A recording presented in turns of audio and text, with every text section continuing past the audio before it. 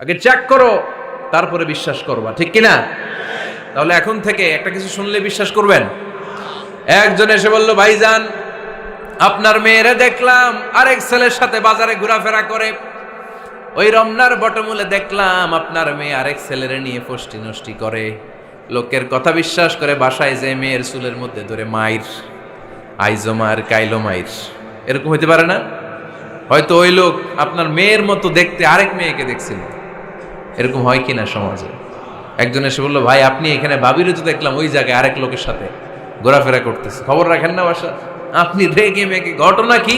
আমার খেয়ে আমার পরে আরেকজনের সাথে, যে এই বাড়িতে যে মায়ের, কোনো কথা নেই।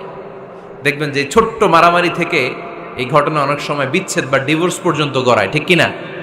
ওই যে শোনা কথায় কান দিচ্ছেন, ফাতাবাইয়ুন, আপনি চেক করেন নাই। হয়তো আপনার স্ত্রীর মতো দেখতে বা আপনার স্ত্রী যে জামা পরে, যে পোশাক পরে, এরকম পোশাক পরে আরেক নারীকে দেখছে, আপনার বউ না এটা। আপনার মেয়ের ব্যাপারে যে তথ্য দিয়েছে এটা সঠিক নয়, সে আপনার মেয়ের মতো আরেক